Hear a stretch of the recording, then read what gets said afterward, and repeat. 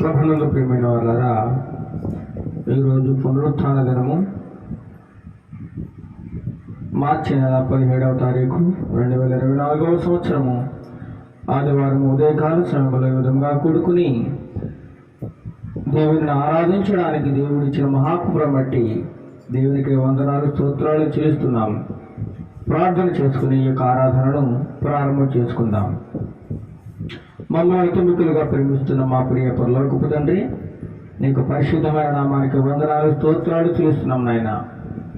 ఈ దినము మీరు ఏర్పాటు చేస్తున్న దినముగా మేము భావిస్తున్నాం నాయన.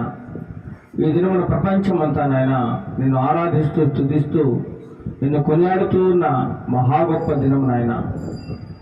నేను స్తుతిస్తూ అనేక చోట్ల గొప్పగా నిన్ను ఆరాధిస్తున్న గొప్ప తరుణం నాయన. ఇలాంటి సమయంలో మమ్మల్ని నీ యొక్క సన్నిధిలో నిలవబెట్టుకుని నేను ఆరాధించే కృపనిచ్చినందుకు మీకు వందనాలు స్తోత్రాలు చెల్లిస్తున్నాం నాయన. ఇప్పుడు పాటలు పాడుచుండగా మా యొక్క స్వరవర్ణం పట్టండి నాయన. పాటల ద్వారా మీరు మహిమ పొందండి నాయన. ఎంతమంది స్వరాన్ని వింటున్నారో వారందరిని దీవించండి, వారి కుటుంబాలను వారికి కలిగిన సమస్తాన్ని మీరు దీవించండి నాయన. మేము అపాయకరమైన దినములలో అంత్యకాలంలో ఉన్నాము నాయన. సాతానుడు ప్రతి చోట బలముగా తన కార్యమును జరిగిస్తున్నాడు నాయన. కావున దేవుని పిల్లలైన వారు మెలకువ కలిగి జాగ్రత్తగా నీ యొక్క కృపలో భద్రపరచబడాలని మేమెంతగానో ఆశిస్తున్నాం నాయన. రాబోయే కాలం మహాభయంకరమైన కాలం నాయన. మహాభయంకరమైన శ్రమల కాలం మా ముందుంది నాయన. ఆ యొక్క శ్రమల కాలము నుండి మేము తప్పింపడాలంటే, నీ మహిమ రాజ్యం మేము సొంతం చేసుకోవాలంటే నిత్యము నీ వైపు చూస్తూ నిరీక్షణ కలిగి నీ యందు భయభక్తులు కలిగిన జీవితాన్ని కలిగి ఎవరైతే జీవిస్తారో వారు నీ మహిమలో ప్రవేశిస్తారని నీ వాక్యం ద్వారా మీరు మాట్లాడుతున్నావు నాయన. దీవించండి, ఆశీర్వదించండి నాయన. ప్రతి ఒక్క కుటుంబాలతో మీరు మాట్లాడండి, ప్రతి ఒక్క మానవులతో మీరు మాట్లాడండి నాయన. ప్రతి ఒక్కరి హృదయాన్ని మీరు తట్టండి నాయన. మేలు కొలపండి ప్రభా. ప్రతి ఒక్కరిని మార్చండి, మారు మనసు దయచేయండి, రక్షణ భాగ్యం దయచేయండి నాయన. ప్రతి ఒక్క బిడ్డ నాశనమైపోకుండా నాయన నీ నిత్య రాజ్యంలో ప్రవేశించాలన్నది నీ బలమైన కోరిక నాయన. మీ కోరికను నెరవేర్చండి ప్రభా. విశ్వాసన బూదిగంతముల వరకు సాక్షార్థమే ప్రకటింపబడే కృపను దయచేయండి నాయన. సాతానుడు వారి అంధకార దురాత్మ శక్తులను యేసు నామములో బంధిస్తున్నాము నాయన. మాతో మాట్లాడండి, మా ప్రియ బిడ్డలతో మీరు మాట్లాడండి, దర్శించండి ప్రభా. ప్రతి ఒక్క కుటుంబానికి మీరు తోడు నీడగా ఉండండి ప్రభా.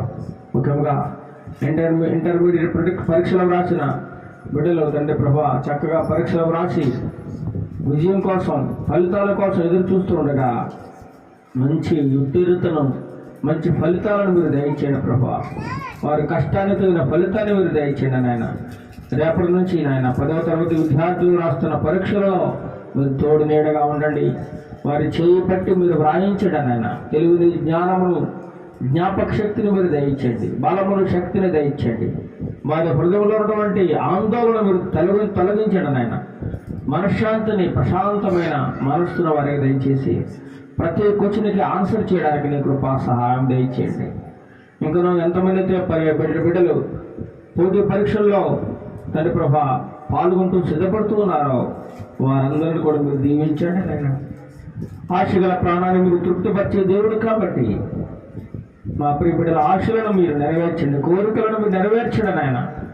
ప్రతి కుటుంబాన్ని దీవించండి. ఎంతమంది ఉద్యోగాలు రాక ఎదురు చూస్తున్నారో వారందరికీ కూడా ఉద్యోగాలు దయచేయండి నాయన. వారి కుటుంబాలను ఒక ఉన్నతమైన స్థానంలో నిలబెట్టండి ప్రభా. రాబో కాలంలో మేమందరము కలిసి నీ సువార్తను విలువగా ప్రకటించే భాగ్యము మాకు అందరికీ దయచేయమని, సాతాను శక్తులను బంధించమని, ఘనత మహిమ ప్రభావాలు మీరే పొందుకునమని, ఆరాధన ఆది నుంచి అంతవరకు నీకు మహిమకరంగాను అనేకులకు ఆశీర్వాదకరంగాను జరగడానికి కృప చూపించమని యేసు నామములో ప్రార్థిస్తున్నాము తండ్రి. ఆమేన్, ఆమేన్. ఇప్పుడు కొన్ని పాటలు పాడుకొని దేవుని నామాన్ని మహిమపరుచుకుందాం. ఇదిగో దేవా, నా జీవితం అనేటువంటి పాట పాడుకుని దేవుని నామాన్ని మహిమపరుచుకుందాం. ఈ పాటను రచన స్వరకల్పన చేసినది యెహోషువ కమలాకర్ గారు.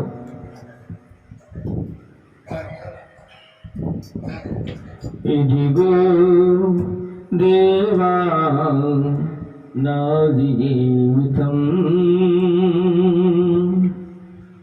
ఆపాదమస్తకం నీకంకితం.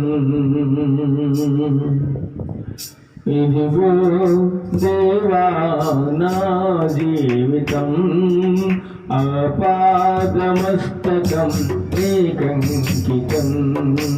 ఇదిగో దేవా నా జీవితం ఆపాదమస్తకం నీకంకితం.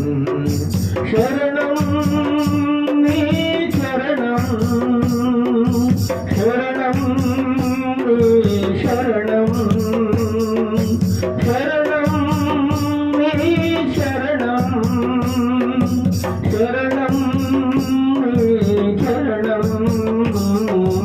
ఇదిగో దేవా నా జీవితం ఆపాదమస్తకం నీకంకితం. ఇదిగో దేవా నా జీవితం ఆపాదమస్తకం నీకంకితం. పలుమార్లు వైదొలగినాను పరలోక దర్శనము నుండి, విలువైన నీ దివ్య పిలుపుతో నే తగినట్లు జీవించనైతి. అయినా నీ ప్రేమతో నన్ను దరిచేసినావు, అందుకే గైకొనుమో దేవా ఈ నా శేష జీవితం. ఇదిగో దేవా నా జీవితం ఆపాదమస్తకం నీకంకితం. ఇదిగో దేవా నా జీవితం ఆపాదమస్తకం నీకంకితం.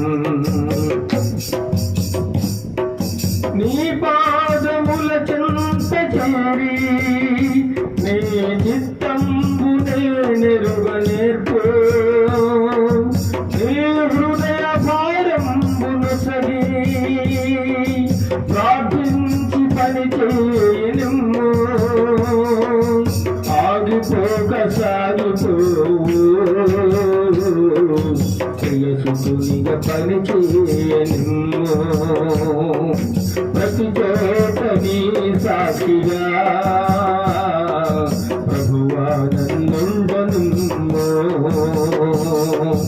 ఇదిగో దేవా నా జీవితం ఆపాదమస్తకం నీకంకితం. ఇదిగో దేవా నా జీవితం ఆపాదమస్తకం నీకంకితం. విస్తార పంట పొలము నుండి కష్టించి పని చేయ నేర్పు, కన్నీటితో విత్తు మనసు కలకాలం మరినా కొలుచగు. క్షేమకాలమైనా నిన్ను ఘనపరుచును. నశించు ఆత్మలం దరిచేర్చు కృపన్మయా. ఇదిగో దేవా నా జీవితం ఆపాదమస్తకం నీకంకితం. ఇదిగో దేవా నా జీవితం ఆపాదమస్తకం నీకంకితం. శరణం నీ చరణం, శరణం నీ చరణం,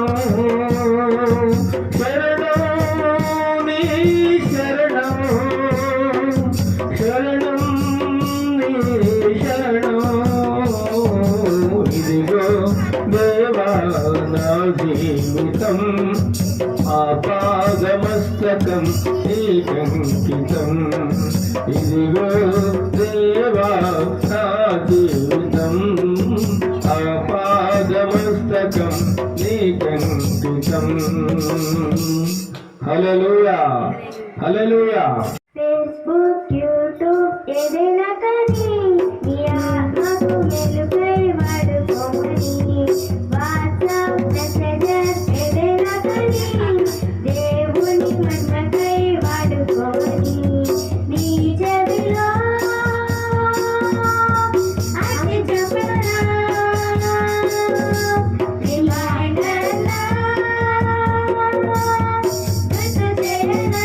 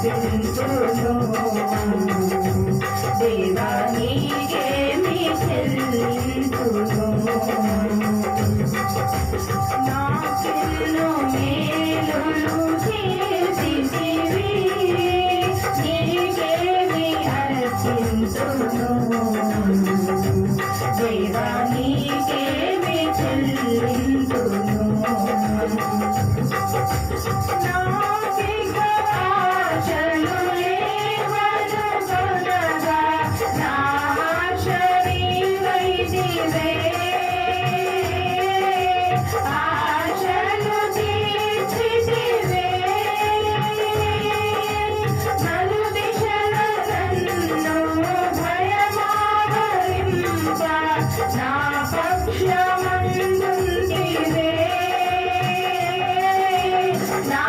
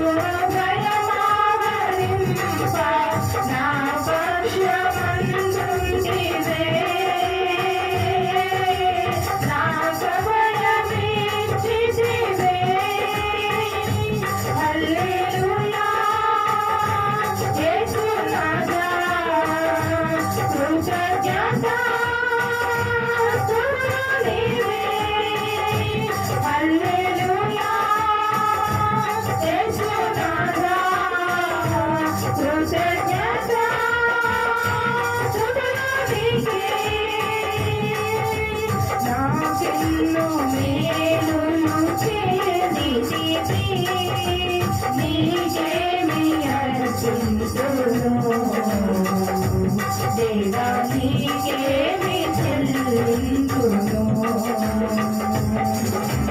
నాకెన్నో మేలులు చేసితివి నీకేమి అర్పింతును దేవా నీకేమి చెల్లింతును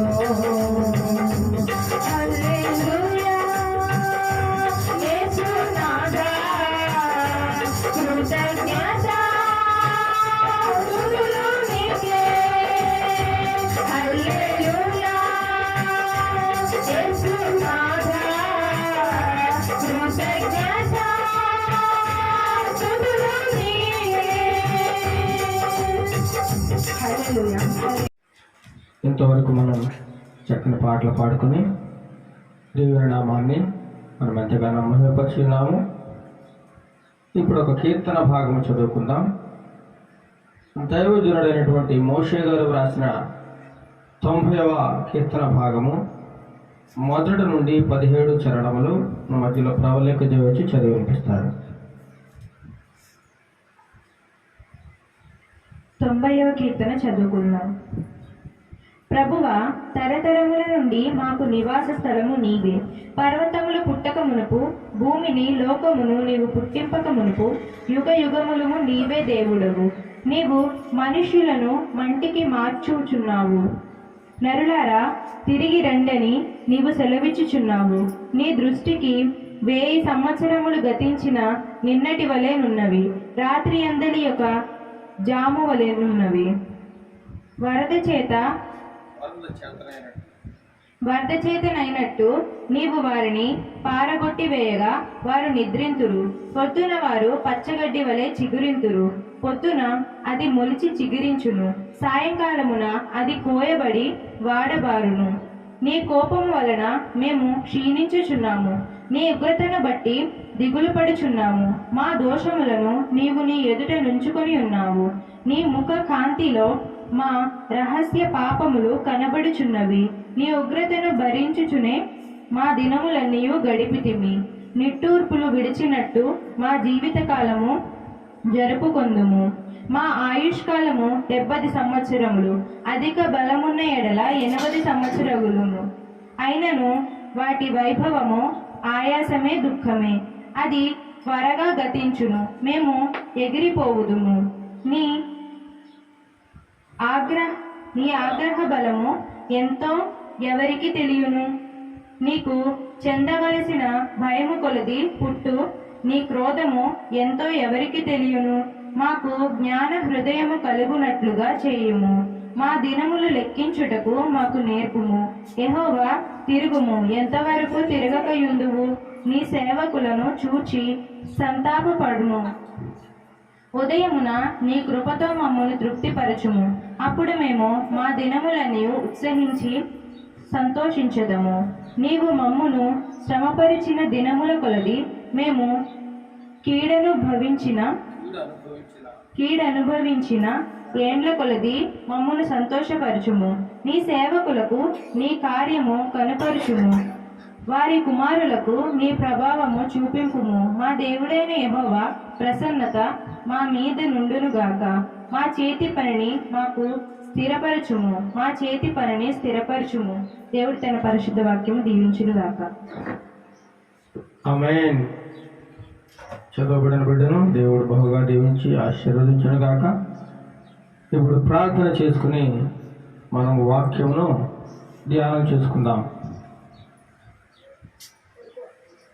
నిన్న నేడు నిరంతరము ఏకరీతిగా ఉన్న మా దేవా, నీకే వందనాలు, స్తోత్రాలు చెల్లిస్తున్నాము నాయన.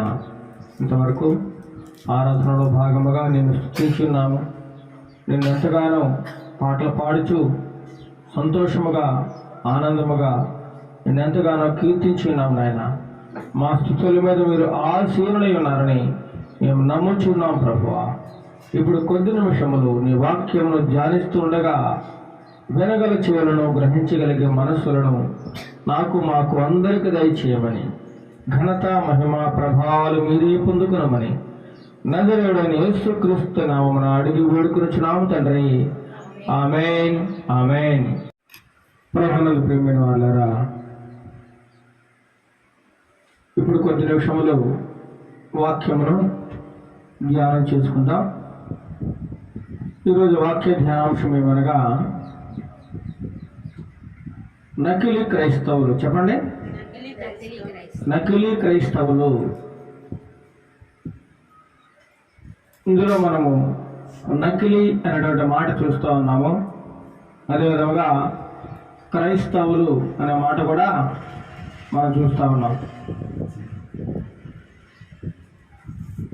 ఒక వాక్య భాగమును మనం ముందు చదువుకుందాం. గలతీయులకు రాసిన పత్రిక 3వ అధ్యాయము 26, 27 వచనాలు చదువుకుందాం. మొట్టమొదట గలతీయులకు రాసిన పత్రిక అపోస్తలుడైన పౌలు గారు 3వ అధ్యాయము 26, 27 వచనాలు. యేసుక్రీస్తునందు మీరందరూ విశ్వాసము వలన దేవుని కుమారులై ఉన్నారు. క్రీస్తులోనికి బాప్తిస్మము పొందిన మీరందరూ క్రీస్తును ధరించుకొని ఉన్నారు. ఓకే, చాలు. ఇది మన వాక్య ధ్యానాంశము. దీని ఆధారముగా ఈనాడు నకిలీ అనేటువంటి దానికి మొట్టమొదటిగా మన అర్థం తెలుసుకుందాం. మన అంశం ఏమిటంటే నకిలీ క్రైస్తవులు. మొట్టమొదటి నకిలీ అనే దానికోసం మనం చూద్దాం. నకిలీ అనగా అర్థం ఏంటండి? నకిలీ అసలైన దాని మీద దొంగిలించడం. అంటే ఒకటి అసలు ఉంటుంది, అసలు ఉన్నప్పుడు దానికి బదులుగా ఇంకొకటి కూడా వచ్చేస్తుంది. ఏంటది? నకిలీ వస్తుంది. డూప్లికేట్.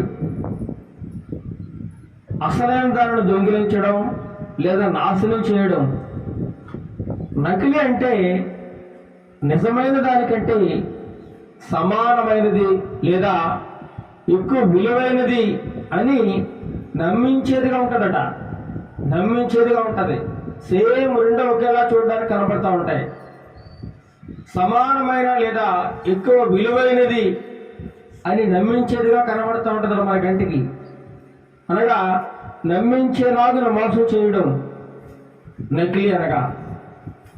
ఈరోజు మనం చూసినట్లయితే మార్కెట్లో ప్రతి ఒక్కటి కూడా నకిలీ ఉంది. ప్రతి ఒక్కటి ఏముందండి?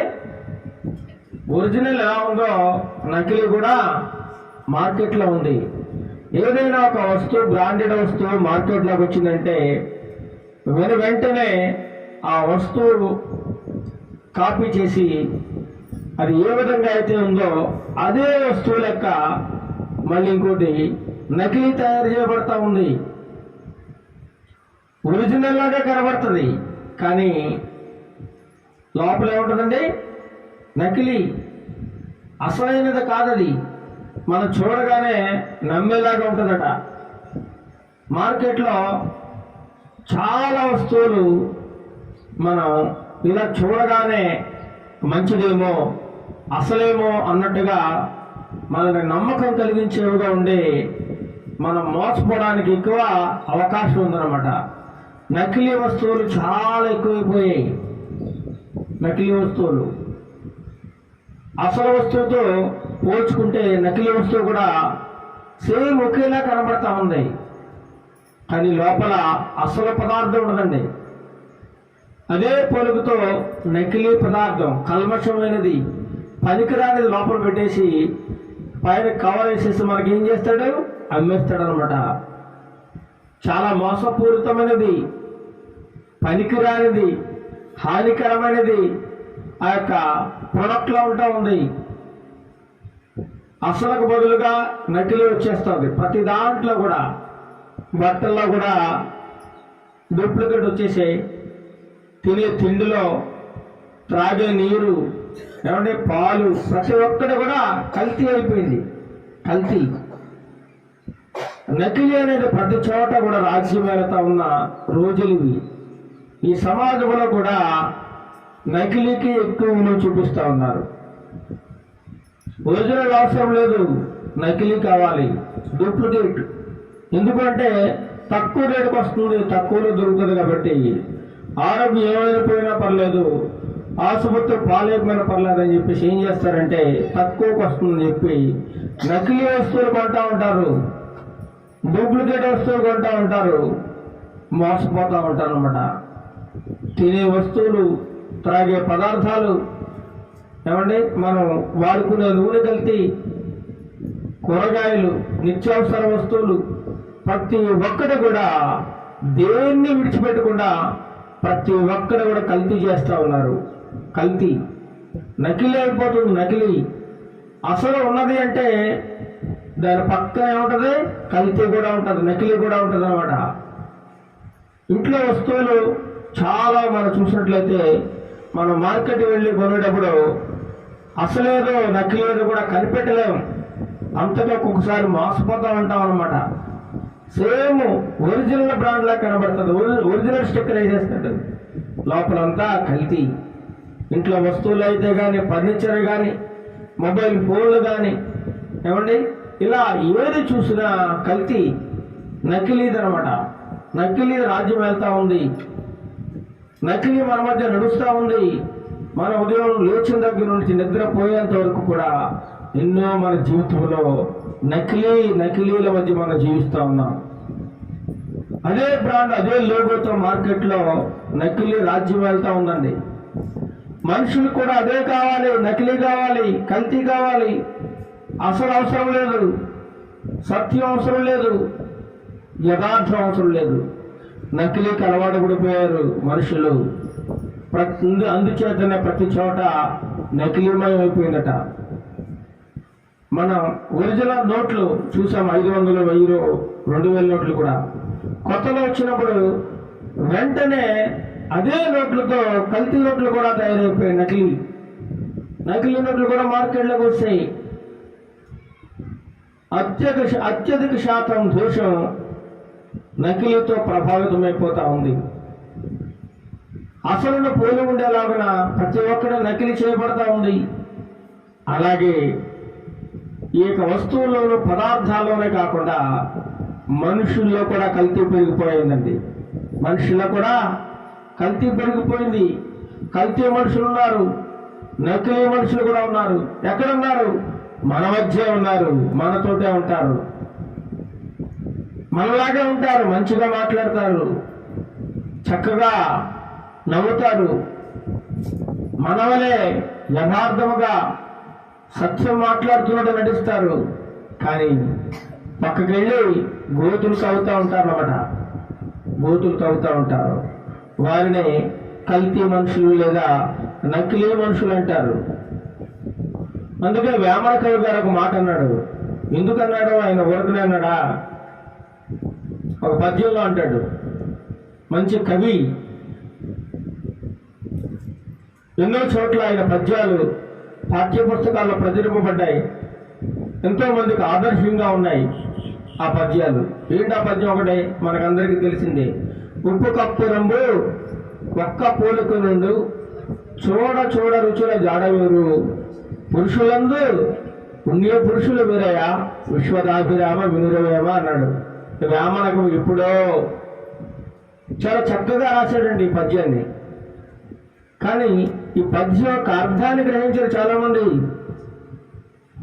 మనం కూరల్లో వేసుకునే ఉప్పు, తర్వాత కర్పూరం హారతి ఇవ్వడానికి ఉపయోగిస్తూ ఉంటారు. రకరకాల సుగంధ ద్రవ్యాల్లో కలుపుతూ ఉంటారు కర్పూరాన్ని. ఈ ఉప్పు, కర్పూరం కూడా చూడడానికి ఎలా ఉంటాయండి? తెల్లగా ఉంటాయి. రెండు ఒకేలా ఉంటాయి చూడడానికి. ఉప్పు తెల్లగా ఉంటుంది, కర్పూరం కూడా తెల్లగా ఉంటుంది. చూడడానికి చక్కగా తెల్లగా కనిపిస్తాయి, ఒకేలా కనిపిస్తాయి. కానీ వాటి రుచులు చూస్తే ఒక్కొక్క రుచి ఒక్కోలా ఉంటుంది, తేడాగా ఉంటుంది. ఉప్పు రుచి ఏమో ఉప్పుగా ఉంటుంది, కర్పూరం రుచి వేరుగా ఉంటుంది. వేరుగా ఉంటాయట, చూడడానికి ఒకేలా కనబడతాయి. అలాగే పురుషుల్లో కూడా మనుషుల్లో కూడా మంచి మనుషులు ఉంటారు, చెడ్డవారు ఉంటారు. అలాగే పురుషుల్లో కూడా పుణ్య పురుషులు ఉంటారని చెప్తా ఉన్నాడు. కల్తీ అంటే అంతా కల్తీ కాదు, మంచి ఉంటుంది, చెడు కూడా ఉంది. మంచి చెడు రెండు ఉన్నాయి లోకంలో. అసలు ఉంది, కల్తీ ఉంది. కానీ నువ్వు దేనికి మొగ్గు చూపుతా ఉన్నావు? మనుషుల్లో కూడా కల్తీ మనుషులు ఎక్కువైపోయినారు. మంచివారుగా నటిస్తూ అనేక మంది మోసం చేస్తూ ఉన్నవారు మన మధ్యలో ఉన్నారు. అందుచేతనే ఈరోజు మన అంశం ఏంటంటే నకిలీ క్రైస్తవ్యం. ఏంటండి? నకిలీ క్రైస్తవులు. మరి నకిలీ అంటే మనం ఏంటో తెలుసుకుందాం. మరి క్రైస్తవులు అంటే ఎవరు? క్రైస్తవులు అనగా క్రీస్తును ధరించుకున్నవారు అని అర్థం. క్రీస్తును కలిగి ఉన్నవారు, క్రీస్తును పోలి నడుచుకునేవారు, క్రీస్తు లక్షణాలను కలిగి జీవించిన వారు. యేసుక్రీస్తు ప్రభువారు లోకములో 33.5 సంవత్సరాలు ఏ విధంగా జీవించి మనందరికీ మాదిరి చూపించి ఆయన వెళ్ళిపోయారో, ఆ విధముగా ఎవరైతే జీవిస్తారో, నడుస్తారో, ఆయనను పోలి ఎవరైతే ముందుకు సాగుతారో, యేసుక్రీస్తు వారు ఎవరైతే బ్రతుకుతారో వారిని మాత్రమే క్రైస్తవులు అనాలి. ఎవరిని బట్టి వారిని క్రైస్తవులు అనడానికి ఏమాత్రం వీలేదండి. క్రైస్తవుడు అనగా క్రీస్తును ధరించుకోవాలి, క్రీస్తును కలిగి ఉండాలి. క్రీస్తు యొక్క నడకను, క్రీస్తు యొక్క ప్రవర్తనను, యేసుక్రీస్తు ప్రభువారి యొక్క జీవితాన్ని మాదిరిగా పెట్టుకుని ఎవరైతే జీవిస్తారో వారిని మాత్రమే మనం క్రైస్తవులని పిలవాలి తప్ప చర్చికి వెళ్ళే వాళ్ళందరూ, గుడికి వెళ్ళే వాళ్ళందరూ క్రైస్తవులు అనడానికి ఏమాత్రం వీల్లేదండి. ఏమాత్రం వీల్లేదు. చాలా మంది ఈ రోజున భారతదేశంలో చూసినట్లయితే క్రైస్తవులు అనబడేవారు 2 నుంచి 3% మాత్రమే ఉన్నారు. లెక్కల ప్రకారంగా చూస్తే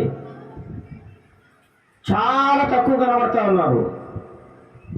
కానీ నిజానికి చూస్తే క్రైస్తవులు చాలా ఎక్కువే ఉన్నారు, చాలా మంది ఉన్నారు.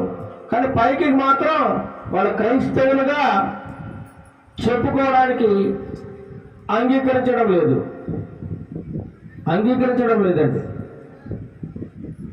ఏమాత్రం ఇష్టపడడం లేదు. భారతదేశపు జనాభా లెక్కలలో ఉంటుందండి హిందువులు, ముస్లింలు, క్రైస్తవులని. ఎవరు ఎంతమంది ఉన్నారో తెలియాలంటే అక్కడ క్రైస్తవులు అన్న కాడ నువ్వు నిజంగా క్రీస్తును ధరించుకున్నవాడవు, క్రీస్తును కలిగి ఉన్నవాడు అయితే అక్కడ క్రైస్తవుడు అన్న కాడ టిక్ పెట్టాలి. కానీ మనం పెట్టుకోం. ఎందుకని? మనకు వచ్చే బెనిఫిట్స్ అన్నీ పోతాయి, రిజర్వేషన్లు పోతాయి, రాయితీలన్నీ పోతాయి. కాబట్టి మన క్రైస్తవులని అక్కడ చెప్పుకోవడానికి ఏమాత్రం ఇష్టపడం. ఉద్యోగం రాదేమో, లోన్ రాదేమో, పెన్షన్ ఆపేస్తారేమో, లేదా ఇంకా మనకు వచ్చే బెనిఫిట్స్ అన్ని, లాభాలన్నీ పోతాయేమో అనేటువంటి ఒక భయంతో ఈనాడు చాలా మంది భారతదేశం లెక్కల్లో వాళ్ళు ఎక్కలేదండి. కానీ బయటికి మాత్రం మేము క్రైస్తవులు అని ధైర్యంగా చెప్పుకుంటా ఉన్నారు. చాలా మంది క్రైస్తవులుగా కొన్నారు. క్రైస్తవులు అంటే చర్చికి వెళ్ళి బాప్తిస్మం తీసుకుని పాటలు పాడేసి వాక్యం వినేసి లేదా వాక్యం బోధించేసి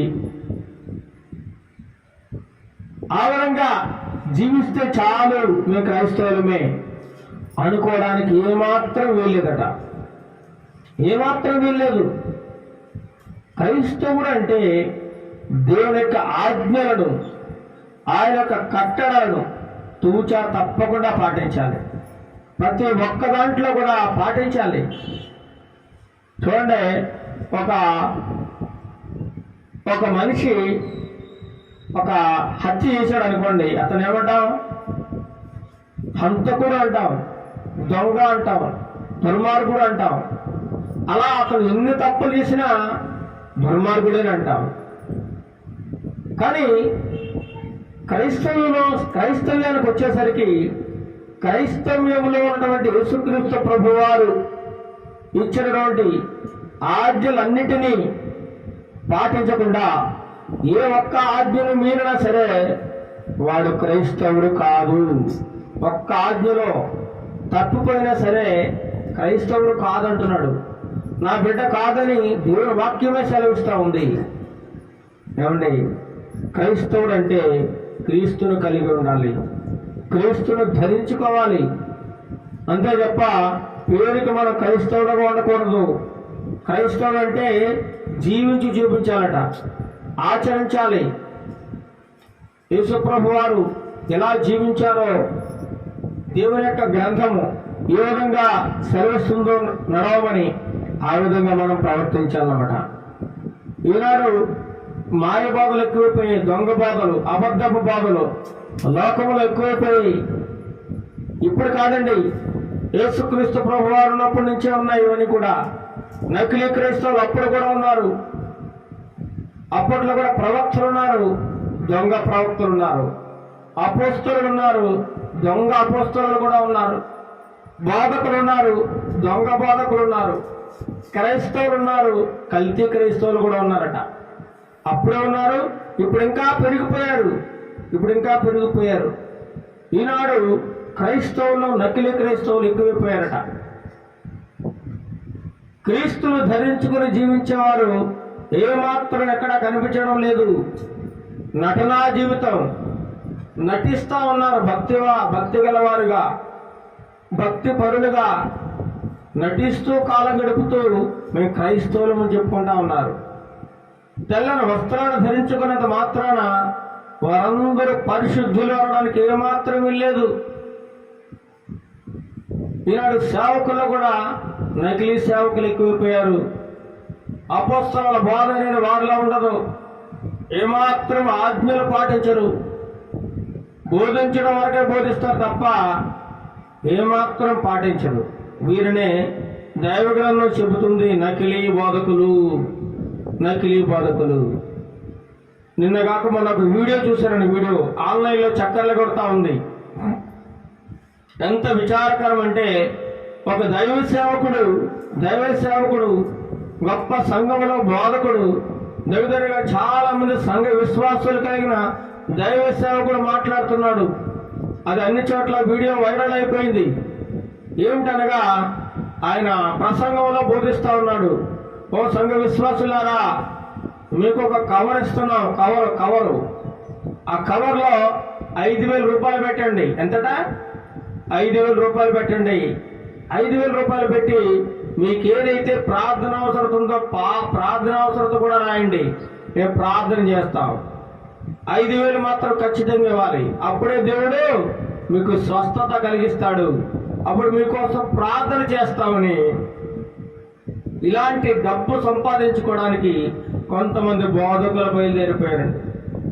కవర్లు ఇస్తా ఉన్నారు. ప్రతి సంఘంలో కూడా కవర్లు. అంటే ఏంటి? ఇందులో డబ్బు పెట్టండి, మాకు డబ్బు ఇవ్వండి. కొంతమంది అయితే ఇంత ఇవ్వండి అని చెప్తున్నారు, కొంతమంది అయితే మీకు తోచిన కాడికి అంటున్నారు. ఎంత విచారకరం చూడండి, ఎంత విచారకరం. యేసుప్రభు వారు ఎక్కడైనా డబ్బు అడిగారా? కొన్ని శిష్యులు ఎక్కడన్నా ఎవరన్నా అడుక్కున్నారా డబ్బు ఇవ్వండి అని? కానీ ఈనాడు పాస్టర్లు మాత్రం ప్రతి ఒక్క సంఘంలో కూడా కవర్లు పంచిపెడతా ఉన్నారు. కవర్లు. క్రిస్మస్ వచ్చిందంటే చాలు కవర్లు, ఈస్టర్ పండుగ వచ్చిందంటే చాలు కవర్లు, రకరకాల కానుకలు. చాలా క్రైస్తవ్యంలో నకిలీ ఎక్కువైపోయింది. నకిలీ బాధలు, నకిలీ క్రైస్తవులు నానాటికి ఎక్కువైపోతా ఉన్నారు. అందుచేతనే ఈనాడు యేసుప్రభు వారి యొక్క నామం అన్యజనుల మధ్య దూషింపబడ్డానికి కారణం ఈ నకిలీ క్రైస్తవులు, నకిలీ బోధకులే కారణం అండి. వీరు చేస్తున్న అబద్ధ బోధలు, అన్యాయమైన బోధలు, అక్రమమైన బోధల ద్వారా అనేక మందికి నాడు క్రైస్తవులు లోకమైపోయింది. ఈనాడు విశ్వాసులు కూడా అలాంటి వారినే ఇష్టపడతా ఉన్నారు. అలాంటి వారే కావాలి వాళ్ళకి. సత్యం చెప్తే నచ్చదు, యథార్థమైన వాక్యం చెప్తే వారికి నచ్చదు, స్వచ్ఛమైన వాక్యాన్ని వాళ్ళు వినరు. ఎంతసేపు ఏం చెప్పాలి వాళ్ళకి? సొల్లు కబుర్లు చెప్పాలి, కళ్ళబొల్లు కబుర్లు, మాయ మాటలు, కల్పనా కథలు, పెట్ట కథలు, వంకర బాగులు ఈనాడుకు విశ్వాసులకు అవే నచ్చుతూ ఉన్నాయండి. యూట్యూబ్లో చూస్తూ ఉంటాం మేము. ఒక దైవజనుడు మంచి ప్రసంగం యూట్యూబ్లో అప్లోడ్ చేసి మాట్లాడితే దాన్ని ఎవరో చూడటం లేదు. ఇంకొక సేవకుడు వాళ్ళని తిడుతూ వీళ్ళని తిడుతూ, వాళ్ళు అలా మాట్లాడుతూ వీళ్ళు ఎలా మాట్లాడుతూ లోకంలో విషయాలన్నీ ఆ వీడియోలో మాట్లాడితే కొన్ని లక్షల మంది వస్తూ ఉన్నారు. చూడండి క్రైస్తవులు ఎలా దురద చెవులు గలవారు. వాళ్ళకి ఏ విషయం కావాలంటే లోకంలోని చెత్త చెదరం అంతా కావాలి. వాళ్ళకి మంచి అవసరం లేదు, వాక్యం అవసరం లేదు. నీతిగా యథార్థముగా సత్యముగా వాక్యాన్ని చెప్పేటప్పుడు వాళ్ళు వినరు. అందుకే మొన్న ఒక దైవ సేవకుడు చాలా బాధపడుతూ ఒక వీడియో పెట్టాడండి. అయ్యో, నేను 25 సంవత్సరాలుగా బాధ చేస్తా ఉన్నాను. ఒక ముస్లిం సేవకుడైన ముస్లిం కుటుంబాల నుంచి మార్పు చెంది దేవుని సేవ చేస్తున్న గొప్ప బోధకుడు. ఆయన యూట్యూబ్ ఛానల్లో దగ్గరగా 1000 ప్రసంగాలు ఉన్నాయి. కానీ మంచి ప్రసంగాలు, అద్భుతమైన ప్రసంగాలు. 2 రోజులు 3 రోజులు సిద్ధపడి అనేక మంది విశ్వాసాలు బలపడాలని, సంఘాలు బలపడాలని మంచిగా వాక్యాన్ని బోధించి యూట్యూబ్లో పెడితే చూసేవాళ్ళు 50 మంది 100 మంది. ఇంకొక సేవకుడు పనికిరాని మాటలు, సొల్లు కబుర్లు వీడియోల రూపంలో పెడితే ఆ మాటలు లక్షల కొద్ది చూస్తున్నారండి. ఎంత దారుణంగా ఉన్నారో చూడండి. అందుకే అన్నాను, నకిలీ క్రైస్తవులు. వీళ్ళు ఎవరండి? నకిలీ క్రైస్తవులు. వీళ్ళకి వాక్యం అవసరం లేదు. ఎంతసేపు గుడికి వెళ్తారు, నా కోసం ప్రార్థన చేయండి, నాకు అది కావాలి, ఇది కావాలి, ఆశీర్వాదాలు కావాలి, ఉద్యోగాలు కావాలి, నాకు అది కావాలి, ఇది కావాలి, ఏదో ఆశించి పెడతారు. ఈ సేవకుడు కూడా ఏం చేస్తాడు? స్వస్థతలు, అభిషేకము, ఆరాధనలు. ఏమండి, అరగంట ప్రసంగంలో ఒక 100-120 సార్లు హల్లెలూయా అనడంతో కాలక్షేపం అయిపోతుంది అన్నమాట. డబ్బు కోసం బోధించేవారు ఈనాడు చాలా ఎక్కువైపోయారు. అలాంటి వారే విశ్వాసాలు కూడా కావాలట. ఇంకా కానుకల విషయానికి వస్తే సాధారణ కానుక, ప్రత్యేక కానుక, సంఘ కానుక, వృద్ధుల కానుక, ఇంకా దశమ భాగం, యవనస్తుల కానుక. చూడండి ఎన్ని రకాల కానుకలు ఉన్నాయో. ఇలాంటి కానుకలన్నీ కూడా రకరకాల పేర్లతో చక్కగా సేవకుడు దండుకుంటున్నాడు. దండుకుని గొప్పగా బతుకుతూ ఉన్నాడు అనమాట. గొప్పగా ఈ విశ్వాసులను పడి ఈ వెర్రిగొర్రెలు కూడా ఏం చేస్తున్నాయి? అదే బాధకు ఆకర్షింపబడతా ఉంది. ఎందుకంటే అదే బాధ నచ్చుతుంది. ఎందుకంటే వారిని గద్దించే బాధ ఉండదు, బుద్ధి చెప్పే బాధ ఉండదు, వారి ప్రవర్తన సరి చేసుకోమనే బాధ ఉండదు, పాపాలను ఒప్పుకోండినే బాధ ఉండదు. కాబట్టి వాళ్ళకి చక్కగా అవే బాగున్నాయి అనమాట. ఆ మాటలే బాగుంటాయి వాళ్ళకి. వారి దృష్టిలో ఆయనే మంచి సేవకుడిగా పిలువబడతా ఉన్నాడు. ఎంత విచారకరమో చూడండి. ఈనాడు సంఘాలలో విశ్వాసులను పెరిగిన వారు విశ్వాసాన్ని కోల్పోయి పిశాచులుగా మారిపోతా ఉన్నారు. పిశాచులు. వీరిని నకిలీ క్రైస్తవులు అంటారు. అంతా నటనా జీవితం. బ్రతుకు మారలేదు, బుద్ధి మారలేదు, జీవితం మారలేదు, ప్రవర్తన మారలేదు, మాట తీరు మారలేదు, మాదిరికరమైన జీవితం లేదు. ఇక్కడ మాటలు అక్కడ, అక్కడ మాటలు ఇక్కడ, వంకర మాటలు ఇవ్వుతారు. వంకర బుద్ధి, అసూయ, ద్వేషం, పగ ఇవేమీ పోలేదు. కానీ బాప్టిజం తీసేసుకున్నారు. బల్లారథంలో ద్రాక్షారసం రొట్టె తీసేసుకుంటారు. ఎందుకు తీసుకుంటారో వాళ్ళకే తెలియదు. ఏడుస్తూ ప్రార్థన చేస్తారు గంటల కొద్దీ, కానీ బ్రతుకు మారదు. చక్కగా మంచి స్వరంతో పాటలు పాడతారండి. కేవలం పాటలు పాడే బ్యాచ్ ఉంటుంది. పాటల వరకే వాళ్ళ భక్తి, తర్వాత వాళ్ళకి అవసరం లేదు. ఇక ఎంత దారుణంగా ఉందో చూడండి. ఎంత దారుణకరమైన జీవితాన్ని జీవిస్తున్నారో ఈనాటి క్రైస్తవులు. అందుచేతనే దేవుడు అపోస్తలుడైన పౌలు గారి ద్వారా గొప్ప మాట అంటాడు. మీ విషయమై నాకు మరలా ప్రసవ వేదన కలుగుతుంది అంటున్నాడు. నేను పడిన శ్రమ వృధా అయిపోతుందేమో, నేను మీకు కష్టపడి సత్యవాక్యాన్ని బోధిస్తా ఉన్నాను, కానీ మీరు వినకుండా మళ్ళీ లోకంలో కలిసిపోతా ఉన్నారు.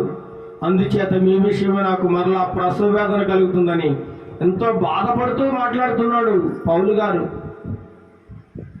నకిలీ విశ్వాసులు, నకిలీ క్రైస్తవులు ఎక్కువైపోయారు. ఇలాంటి వారంటే దేవునికి ఏమాత్రం ఇష్టపడదండి. పాస్టర్ గారు ఇష్టపడతాడేమో, సంఘంలో వాళ్ళు ఇష్టపడతారేమో, కానీ దేవునికి మాత్రం ఇష్టం ఉండదు. నువ్వు ఎవరినైనా మోసం చేయొచ్చేమో కానీ దేవుని మోసం చేయలేవు. పాస్టర్ గారికి ఇష్టంగా ఉండొచ్చేమో కానీ నువ్వు దేవుడికి ఇష్టంగా ఉండలేవు. ఇలాంటి జీవితం జీవిస్తేనే దేవుని వాక్యం సెలవిస్తూ ఉంది. 1 పేతురు రాసిన పత్రిక 4:16 కనబడతా ఉంది. క్రైస్తవుడు అయినందుకు ఏం చేయాలట? బాధ అనుభవించాలట. ఈరోజు ఎవరికి క్రైస్తవులకు బాధ లేదు. తోడు సేవకుడు కష్టాల్లో, బాధల్లో, ఇబ్బందుల్లో ఉన్నాడంటే పట్టించుకునే నాదం లేడు. కానీ వంకర బాధలో కట్టుకథలు చెప్పేవాడికి మాత్రం భుజాల మీద ఎక్కించుకుని మోస్తూ ఉంటారనమాట. ఎంతో మంది ఆహారం లేక అలమటించే సేవకులు ఎంతో మంది ఉన్నారు. అలాంటి వారిని ఎవ్వరూ కనికరించరు, కనీసం వారికి సహాయం కూడా చేయరు. అంతా కూడా ఉన్నవాడికే దోషి పెడతా ఉంటారు అన్నమాట. ఉన్నవాడికే దోషి పెడతా ఉంటారు. అందుకే పేతురు భక్తుడు అంటాడు 4:16 చదవండి. ఎవడైనా క్రైస్తవుడైనందుకు బాధ అనుభవించినలా వాడు సిగ్గుపడక అతడు సిగ్గుపడక ఆ పేరును బట్టి దేవుణ్ణి మహిమపరచాలట. క్రైస్తవుడైనందుకు నువ్వు బాధ వస్తుంది, నీకు హింస కలుగుతుంది, రకరకాల ఇబ్బందులు వస్తాయి, నీ మీద లేనిపోయిన నిందలు పంపుతారు, అన్యాయంగా మాట్లాడతారు. నువ్వన్నీ అనుభవించాలి, తట్టుకోవాలి, శ్రమను అనుభవించాలి. నువ్వు సిగ్గుపడకూడదు. చాలా మంది దేవుని పాట పాడమంటే సిగ్గుపడతారు, వాక్యం చదవమంటే సిగ్గుపడతారు, ప్రార్థన చేయమంటే సిగ్గుపడతారు, వాక్యం చదవమంటే సిగ్గుపడతారు. సిగ్గుపడకూడదట.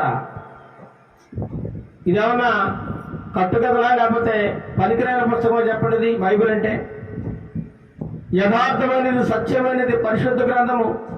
దీనిలో ఉన్న మాటలన్నీ దేవుని మాటలు. ఇలాంటి దేవుని మాట చెప్పడానికి మీకు సిగ్గెందుకు, భయం ఎందుకు? ఏమండి, అందుకే క్రైస్తవులు అని పిలువబడాలంటే నువ్వు ఇవన్నీ పాటించాలి. దేవుడు చెప్పింది చెప్పినట్టు నడుచుకోవాలి. అబద్ధం ఆడకూడదు, వ్యభిచారం చేయకూడదు, దొంగతనం చేయకూడదు, మోహపు చూపు చూడకూడదు, త్రాగుడు, సిగరెట్లు, బూతులు, పోకిరి మాటలు, బూతులు, వాళ్ళ మీద వీళ్ళ మీద కుందేలు, ఇక్కడ మాటలు అక్కడ, అక్కడ మాటలు ఇక్కడ, ఇవన్నీ మానుకోవాలి. యథార్థమైన జీవితాన్ని జీవించాలి. అప్పుడే నువ్వు క్రైస్తవుడు అని పిలువబడతావు. క్రైస్తవుడు అనగా క్రీస్తును ధరించుకున్నవాడు మాత్రమే క్రైస్తవుడు. క్రీస్తులాగా జీవించిన వాడు మాత్రమే క్రైస్తవుడు అవుతాడు తప్ప ఎవరు పడితే వాడు క్రైస్తవుడు అనడానికి వీల్లేదని దైవ గ్రంథం సెలవిస్తూ ఉంది. చదవండి. గలతీయులకు రాసిన పత్రిక 3:26 యేసుక్రీస్తునందు మీరందరూ విశ్వాసము వలన దేవుని కుమారులై ఉన్నారు. మీరందరూ ఎలా దేవుని కుమారులు పడుతున్నారు? విశ్వాసం వలన. ఆయనను పరిపూర్ణంగా నమ్మాలి. సగం సగం నమ్మడం కాదు, నటించడం కాదు, ఎవరో చూస్తున్నారన్న భక్తిగా నటించడం, ఇలాంటి జీవితం ఆయనకి ఇష్టం ఉండదు. ఏం చేయాలట? విశ్వాసం వలన దేవుని కుమారులు ఇవ్వాలని ఉండాలంటే యథార్థమైన భక్తి చేయాలి, ఆయనకు నమ్మకంగా జీవించాలి. తర్వాత ఏమంటున్నాడు? క్రీస్తులోనికి బాప్తిస్మం పొందిన మీరందరూ క్రీస్తుని ఏం చేశారు? ధరించుకుని ఉన్నారు. నువ్వు బాప్తిస్మం పొందావంటే క్రీస్తుని ధరించుకున్నదాను. నీలో యేసుక్రీస్తు ప్రభువారు ఉన్నారు. కాబట్టి నీ జీవితం ఎలా ఉండాలి? పరిశుద్ధంగా ఉండాలి. నీ మాటలో కానీ, చూపులో కానీ, ప్రవర్తనలో కానీ, అన్ని విషయాల్లో కూడా చాలా జాగ్రత్తగా ఉండాలి. ఇంతకుముందు నా ఇష్టం వచ్చినట్లు, నీ ఇష్టం వచ్చినట్లు, మన ఇష్టం వచ్చినట్లు నడిచాం లోకంలో. యేసు ప్రభువుని తెలుసుకున్నావు, మారు మనసు పొందావు, రక్షణ పొందావు, బాప్తిజం తీసుకున్నావు, ఇక నీ పాత జీవితానికి సమాధి చేయాలి, క్రొత్త జీవితాన్ని ప్రారంభించాలి యేసుక్రీస్తు ప్రభువులో. క్రీస్తును ధరించుకున్న వారు మాత్రమే క్రైస్తవుడు అని పిలువబడతా ఉన్నాడు. నువ్వు క్రీస్తును ధరించుకుని మళ్ళీ లోకంలో కలిసిపోతే నీకు ఏమాత్రం ప్రయోజనం ఏమీ లేదని దేవుని వాక్యం సెలవిస్తూ ఉందండి. క్రీస్తును అంగీకరించావంటే ఇక నీకు లోకంతో సంబంధం ఉండకూడదు, లోకాశలకు నువ్వు లోనైపోకూడదు. నీ బుద్ధి మార్చుకోవాలి, నీ వంకర బుద్ధిని సరి చేసుకోవాలి, నీలో ఉన్నటువంటి పాప జీవితాన్ని దేవుని ముందర దేవుని సంఘంలో ఒప్పుకోవాలి. నువ్వు ఎక్కడైతే పాపం చేశావో ప్రతి పాపాన్ని ఒప్పుకొని విడిచిపెట్టాలి. అప్పుడే నువ్వు దేవుని బిడ్డగా పిలువబడతావు. చూద్దాం యోహాను రాసిన సువార్త 1వ అధ్యాయము 12వ వచనంలో కొన్ని మాటలు కనబడుతున్నాయి. యోహాను భక్తుడు తెలియజేస్తా ఉన్నాడు. యోహాను సువార్త 1వ అధ్యాయము 12వ వచనం. తన్ను ఎందరు అంగీకరించును వారందరికీ అనగా తన నామమునందు విశ్వాసం ఉంచిన వారికి దేవుని పిల్లల అగుటకు ఆయన అధికారం అనుగ్రహించును. ఆయన అధికారం ఇస్తున్నాడు.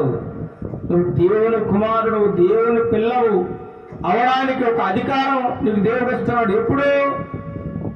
ఎవరైతే ఆయనను పరిపూర్ణముగా యథార్థముగా సత్యముగా అంగీకరిస్తూ ఉంటారో వారందరికీ అనగా యేసుక్రీస్తు నామములో ఎవరైతే విశ్వాసం ఉంచుతారో వారందరూ కూడా దేవుని పిల్లలు అవడానికి దేవుడే గొప్ప అధికారం వారికి ఇస్తున్నాడట. అప్పుడు నీకు దేవుని పిల్లలని చెప్పుకోవడానికి ఒక గొప్ప అధికారం ఉంటుంది. నువ్వు క్రైస్తవుడు అని చెప్పుకోవడానికి అధికారం ఉంటుంది. ఇదేమీ లేకుండా నా ఇష్టం వచ్చినట్టు నేను జీవిస్తా లోకంలో, ఆదివారం సంఘంలోకి వెళ్ళి పరిశుద్ధంగా నటించేస్తాను, నేను క్రైస్తవుని అని చెప్పుకోవడానికి నీకు ఎటువంటి అధికారం లేదని దేవుని వాక్యం సెలవిస్తుంది. నా మాటలు కాదు ప్రియులారా. ఎవరైతే ఆయనను అంగీకరిస్తారో, ఎవరైతే ఆయన నామములో విశ్వాసం ఉంచుతారో వారు మాత్రమే ఆయన పిల్లలు, ఆయన కుమారుడు, ఆయన కుమార్తెలు తప్ప మిగిలిన వారు కాదని దేవుని వాక్యం సెలవిస్తా ఉంది. రోమీయులకు రాసిన పత్రిక 8వ అధ్యాయము 14వ వచనం చూద్దాం.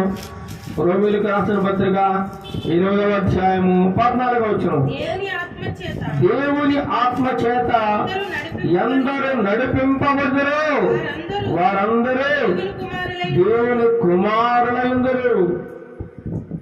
నువ్వు దేవుని కుమారుడుగా ఉండాలంటే ఏ ఆత్మ చేత నడిపింపబడాలి? నువ్వు దేవుని ఆత్మ చేత నడిపింపబడాలి, దురాత్మ చేత నడిపింపబడకూడదు. ఈనాడు చాలా మంది దురాత్మల చేత నడిపింపబడతా ఉన్నారు, తప్పుడు మార్గంలో నడుస్తూ ఉన్నారు, తమకు ఇష్టమైన మార్గంలో నడుస్తూ ఉన్నారు. మేము దేవుని పిల్లలమని చెప్పుకుంటున్నారు. ఎంత విచారకరం! సిగ్గులేదు వారికి, ఏమాత్రం సిగ్గులేదు క్రైస్తవులకు. నకిలీ క్రైస్తవులని వాక్యం సెలవిస్తాం. నకిలీ అండి, అంతా నకిలీ కల్తీ బాధకుడు లోనైపోయి కల్తీ మాటలు నమ్మి వీళ్ళు కూడా కల్తీగా తయారైపోయారు. అందుకే దేవుడు గద్దిస్తూ మాట్లాడుతూ ఉన్నాడు. గద్దిస్తూ, ఇది నా మాటలు కాదు పిల్లారా, మళ్ళీ చదవండి.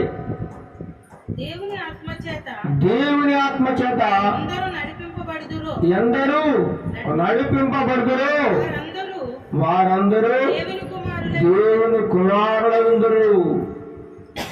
దేవుని ఆత్మ చేత నడిపింపబడాలి.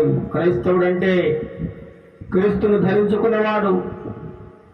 ఎవరేమైనా పట్టించుకోకూడదు, ఎవరైనా నేను తిట్టినా మారు తిట్టకూడదు, దూషించినా తిరిగి దూషించకూడదు, బూతులు మాట్లాడకూడదు.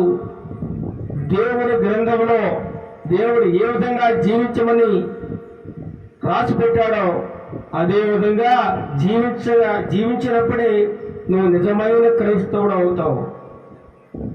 లేదంటే నువ్వు నకిలీ క్రైస్తవుడివి. ఈ లోకంలో ఎన్నో నకిలీ, అంతా నకిలీ, చాలా కల్తీ చేయబడుతుంది. ప్రతి ఒక్కటి కల్తీ. అసలు ఉందంటే కల్తీ ఉంటుంది, మంచి ఉందంటే చెడు ఉంటుంది. దేవుడు ఉన్నాడంటే సాతానుడు కూడా ఉన్నాడు. పరలోకం ఉందంటే నరకం కూడా ఉంది. ప్రతి ఒక్కటి రెండు ఉంటాయన్నమాట. అసలు ఉంటుంది, నకిలీ కూడా ఉంటుంది. కాబట్టి నువ్వు ఏది ఇష్టపడుతున్నావు? నీకు అసలు కావాలా, నకిలీ కావాలా? పరలోకం కావాలా, నరకం కావాలా? సత్యం కావాలా, అసత్యం కావాలా? దేవుడు కావాలా, దెయ్యం కావాలా? నిర్ణయం నీదే. ఎవరు నేను ఇబ్బంది పెట్టరు, బలవంతం లేదు. నీకే దేవుడు నీకు స్వేచ్ఛ ఇచ్చాడు. లోకంలో తిరుగుతానంటావా? నీ ఇష్టంగా తిరుగు, ఇబ్బంది లేదు. నీ ఇష్టం వచ్చినట్టు బ్రతుకు, నీ ఇష్టం వచ్చినట్టు జీవించు, ఏమాత్రం పర్వాలేదు. దేవుడికి వచ్చిన నష్టం లేదు. నువ్వే నాశనమైపోతావు, నువ్వే పాడైపోతావు. ఈరోజు ఈ మంచి మాటలు అనేక చోట్ల దేవుని మాటలు యథార్థంగా బోధిస్తూ ఉంటే చాలా మందికి నచ్చడం లేదు. ఎందుకంటే హాయిగా చక్కగా ప్రశాంతంగా నిద్రపోయే మాటలు, జ్వాలపుచ్చే మాటలు చెప్పాలి వాళ్ళకి. అప్పుడే వారికి చక్కగా ఈ సేవకుడు చాలా మంచోడండి, బాగా చెప్తాడంట. ఎందుకంటే వాళ్ళకి అనుకూలంగా మాట్లాడాలి. దేవుని వాక్యం ఉన్నట్లుగా మాట్లాడితే విరోధం అన్నమాట, విరోధం నచ్చదు. ఒకరందరినీ రే బాబు నువ్వు దొంగతనం మానేరా అంటే నచ్చదు. ఒక వ్యభిచారం నేను వ్యభిచారం మానేయమ్మా అంటే నచ్చదు. తిరిగి మళ్ళీ అంటారు, మళ్ళీ మనల్ని అంటారు, నువ్వు మంచిడువా, నువ్వు నాకు చెప్తున్నావు అంటారు. ఒకనాడు పౌలు గారు కూడా దుర్మార్గుడే, దూషకుడే, వంచకుడే, యేసుక్రీస్తు ప్రభువారే సువార్తను ఎంతగానో ఆటంకమర్చిన వాడు. యేసుక్రీస్తు నమ్ముకున్న వారిని చంపడానికి పూనుకున్నవాడు. అలాంటి వాడు కూడా దేవుడిని తెలుసుకున్నాడు. తన పాప జీవితాన్ని అంతా విడిచిపెట్టాడు. సంపూర్ణంగా యేసుక్రీస్తు ప్రభువారికి దాసుడైపోయాడండి. అలా ఉండాలి క్రైస్తవుడు అంటే. పాత జీవితం విడిచిపెట్టాలి. దేవుని ఆత్మచేత ఎవరైతే నడిపబడతారో వారే దేవుని కుమారుడు, వారే నిజమైన క్రైస్తవులను వాక్యం సెలవుస్తాను. అదే రోమీయులకు రాసిన పత్రిక 13వ అధ్యాయం 14వ వచనం చూడండి. 13వ అధ్యాయం 14వ వచనం.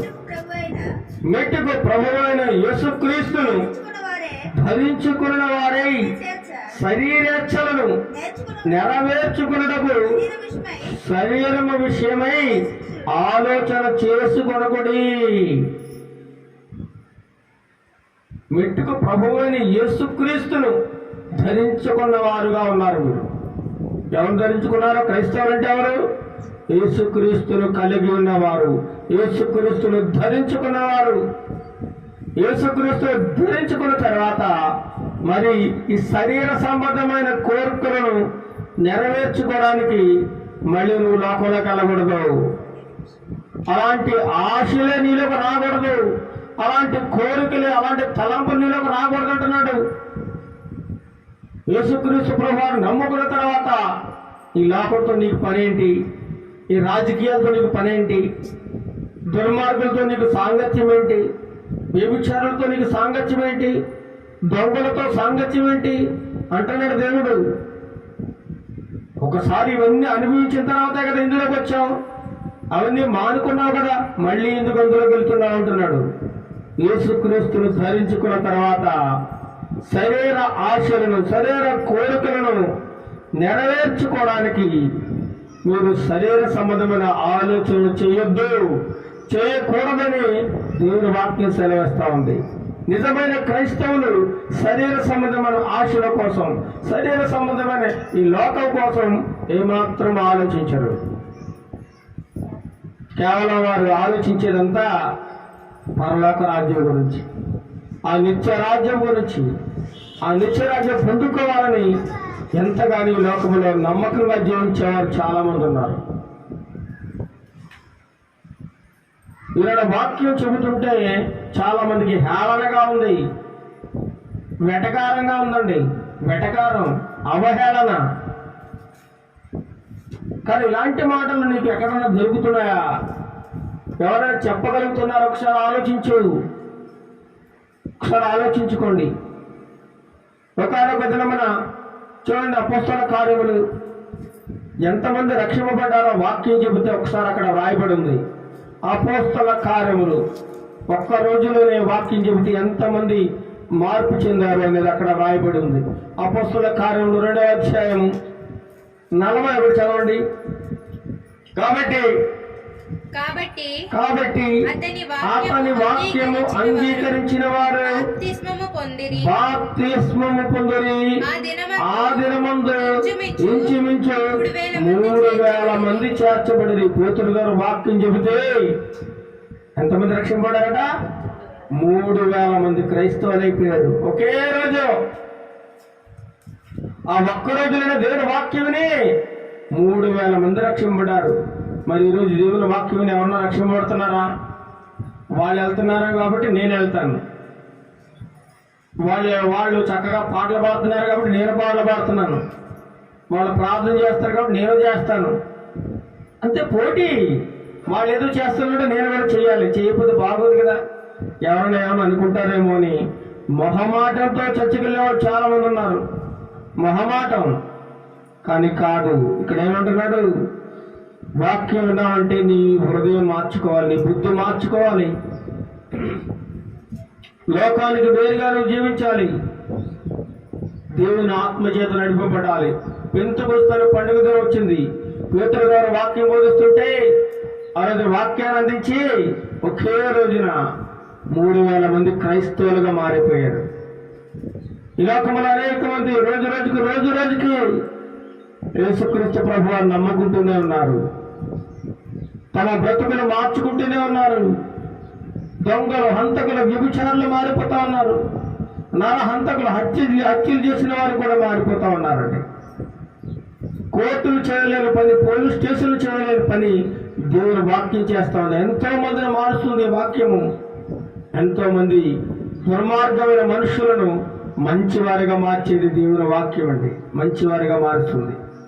అంతేకాక వారు ఈ 3,000 మంది కూడా అపోస్తలుల బోధ యందును, సహవాసంలోను, రొట్టె విరచడంలోను, ప్రార్థన చేయడంలోనూ ఎడతెగక ఉన్నారట. ప్రతిరోజు ప్రార్థనే, ప్రతిరోజు భక్తి, ప్రతిరోజు బైబిల్ చదవడమే, ప్రతిరోజు పాటలు పాడమే. ఇలా నీ కుటుంబంలో ఉందా? ఇలా మన కుటుంబాల్లో ఉన్నాయా? పేరుకు మాత్రమే క్రైస్తవుడు, కానీ నీ బ్రతుకంతా లోకంతోనే, చచ్చేంత వరకు లోకంతోనే. చివరికి నిన్ను మాత్రం సాంప్రదాయ ప్రకారంగా చచ్చిన తర్వాత పెట్టులో పెట్టేస్తారు. ఎందుకంటే క్రైస్తవుడే కదా. దేవుడు నమ్ముకుని గుడికి వెళ్తే చాలు, పెట్టు పెట్టేస్తాడు అనమాట. నువ్వు పనులకు వెళ్తావు, నరకం పోతే ఎవరికి అవసరం లేదు. పెట్లు పెడిస్తే అదొక సంతృప్తి, పర్లేదు అన్నట్టు. కానీ ఈ లోకానికి నప్పించేటట్టు మనం బతకడానికి వీలేదండి. ఈ లోకం నిన్ను మెచ్చుకోవాల్సిన అవసరం లేదు. లోకం నిందించినా పర్లేదు, నీ కుటుంబీకులను నీ విలువేసినా పర్లేదు, నీ ఇంట్లో వారిని లెక్క చేయకపోయినా పర్లేదు. కానీ దేవుడు నిన్ను పట్టించుకుంటే చాలు. దేవుడు నీ మీద దృష్టి కేంద్రీకరిస్తే చాలు. దేవుని దృష్టిలో నువ్వు మంచిగా ఉండే చాలు. నువ్వు యథార్థంగా దేవుని దృష్టిలో ఉండాలి. మనుషులు మెచ్చుకుంటే ఎంత, మెచ్చుకోకపోతే ఎంత. వారు అవసరమైతే వారికి నచ్చితే పెడతారు, నచ్చకపోతే మానేస్తారు. వారికి నచ్చాలి, వారికి నచ్చినట్లు మనం ఉండాలి. లోక సంబంధంగా వారితో పాటు మనం కూడా కలిసిపోతేనే వారికి నచ్చుతాము. చూడండి, రోమీయులకు రాసిన పత్రిక 12వ వచనం. రోమీయులకు రాసిన పత్రిక 12వ అధ్యాయము 12వ వచనంలో ఒక మాట కనబడతా ఉంది. నిరీక్షణ గలవారై, ఏమండి?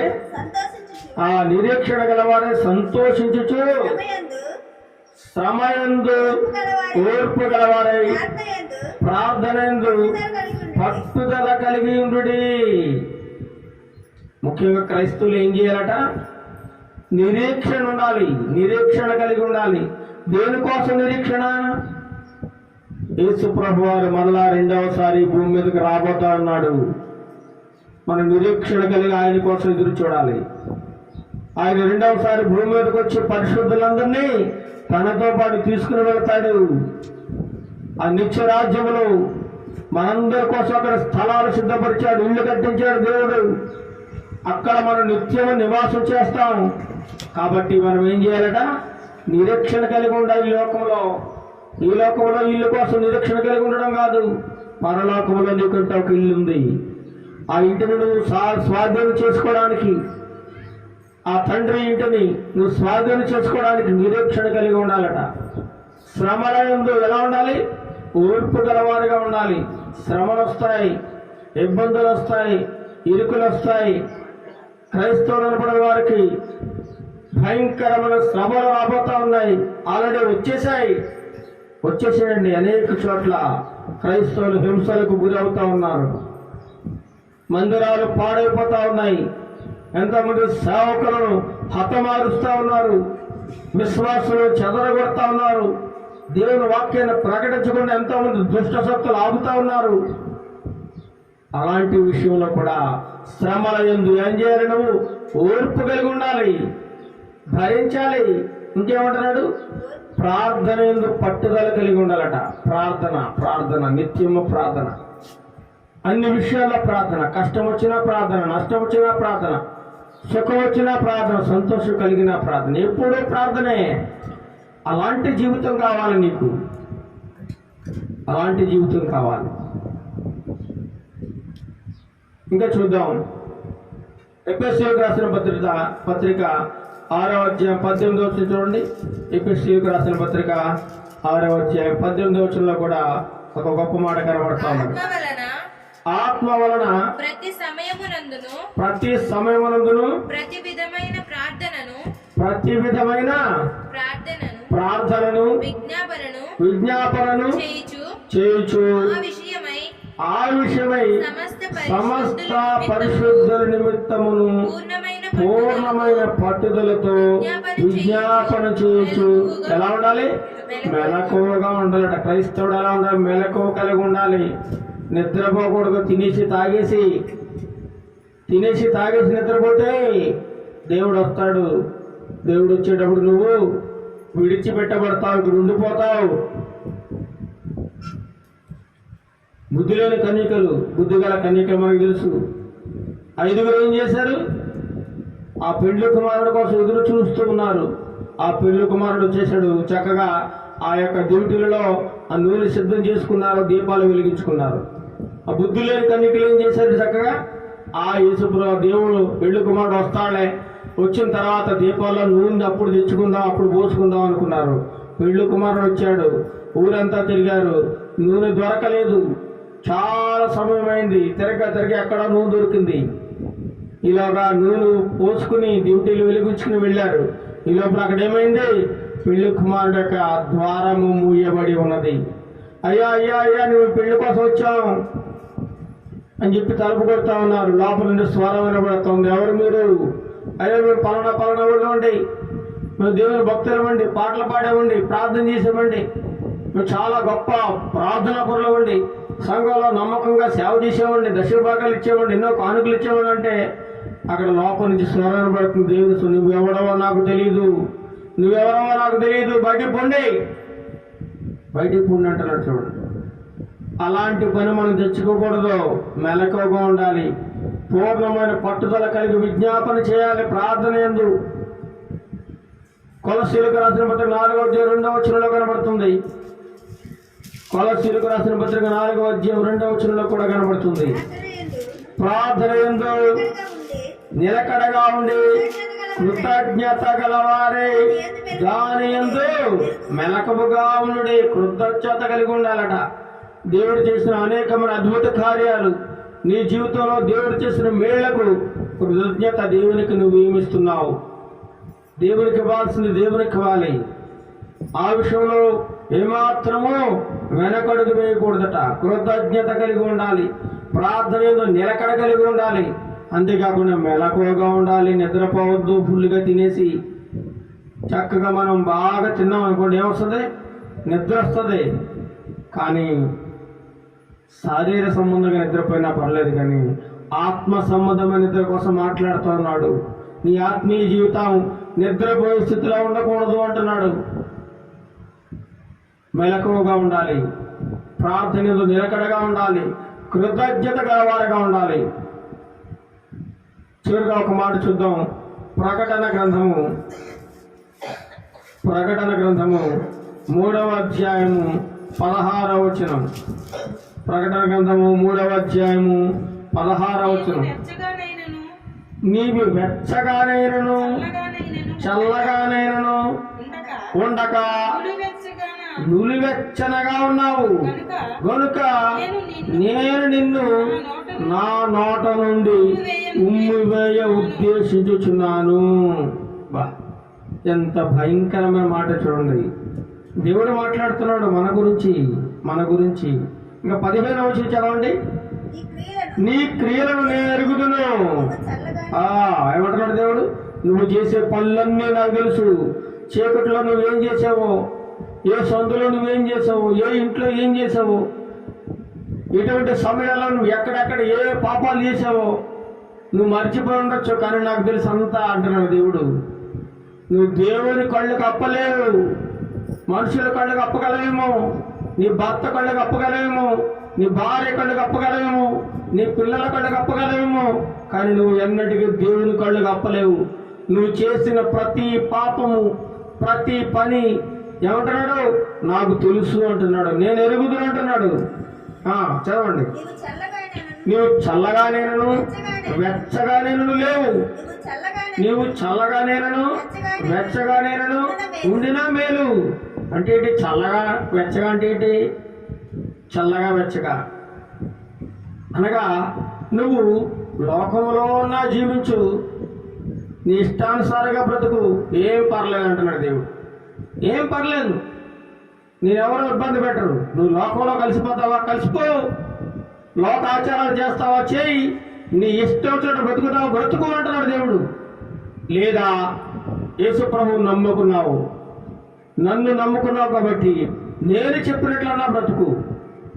అలా బ్రతుకుతావా, ఇలా బ్రతుకుతావా నీ ఇష్టమే. లేదు నేను అలాగా ఉండను, ఇలాగా ఉండను, సగం అక్కడ ఉంటాను, సగం ఎక్కడ ఉంటాను అన్నావు అనుకో, అది నిలువెచ్చని స్థితి.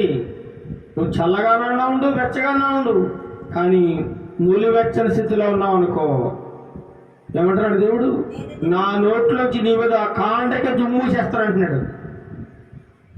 ఇలాంటి పని తెచ్చుకుంటావా క్రైస్తవుడు అనిపించుకొని? దేవుని బిడ్డ అనిపించుకోవడానికి ఇంటికైనా నువ్వు చర్చికెళ్ళేది? దేవుని చేత ఉమ్మేయించుకోవడానికా? ఇంత బతికి ఇంటి వెనకాల చచ్చినట్ట నీ బతుకు. ఏమి చావది?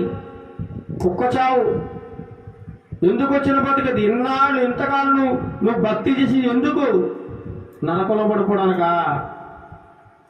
దేవుడి చేత ఉమ్మేయించుకోవడానిక నీ ముఖం మీద ఎందుకు బతుకుతున్నావు? ఒకసారి ఆలోచించుకో. ఉంటే వెచ్చగన్నా ఉండవు, లోకంలో కలిసిపో, నీ ఇష్టం వచ్చిన బతుకు. లేదా నాలోకి వస్తే నేను చెప్పిన ఆజ్ఞలను పాటించాల్సమా? నా మార్గంలో నడవాలంటే నా ఆజ్ఞలు పాటించాలి. నా మార్గం ఇరుకు మార్గము, విశాలమైన మార్గం కాదు, అది ఇరుకుది. దీంట్లో నువ్వు రావాలంటే ముళ్ళు ఉంటాయి, రాళ్ళు ఉంటాయి, రప్పలు ఉంటాయి, అన్నీ ఉంటాయి. అవన్నీ తట్టుకుని ముందుకు రావాలి. విశాలమైన మార్గం ఉంది లోకం. నిన్నెవ్వడో ఆపడవు. నువ్వు త్రాగుతావా, నిన్నెవ్వడో ఆటమని చెప్పడు. నువ్వు సిగరెట్లు కలుస్తావు, నిన్నెవ్వడో ఆపడు. వ్యభిచారం చేస్తావు, నిన్నెవ్వడో ఆపడు. దొంగతనం చేస్తావు, నీ ఇష్టం. నువ్వు ఏదైనా చేసుకుని నిన్ను అడిగేవాడు లేడు. కానీ ఇక్కడ దేవుడి దగ్గరికి వచ్చిన తర్వాత, నువ్వు క్రైస్తవుడు అయిన తర్వాత ప్రతి ఒక్కటి దేవుడు అడుగుతాడు. దేవుడు అడుగుతాడు అంతే. ప్రతి ఒక్కటి నువ్వు చేయడానికి వీల్లేదు. చాలా మంది యవనస్తులు అడుగుతారు, ఇది చేస్తే డప్పేంటి, అది చేస్తే డప్పేంటి, దేవుడు బైబిల్ రాయించాడు అలా చేయొద్దని. అవునాడు, అన్ని రాయించాడు దేవుడు. ప్రతి ఒక్కటి కూడా ఏది చెయ్యాలో ఏది చెయ్యొద్దో దేవుని గ్రంథంలో ప్రతి ఒక్క మాట రాయించాడు. కాబట్టి ఆ దేవుని మాటల ప్రకారం బ్రతికితేనే, అలా ఉండగలిగితేనే నువ్వు క్రైస్తవులోకి రా. లేదంటే నువ్వు లోకంలో ఉండు. లోకంలో బ్రతుకంటున్నాడు దేవుడు. ఎవడు రమ్మన్నాడు నిన్ను? ఎవడు రమ్మన్నాడు? ఎవరో ఆళ్ళలో గుంపు అంతా పోతున్నాడు, గుంపులో గోవిందాన్ని నువ్వు పోతావా? అలాంటి బ్రతుకు నీకొద్దు.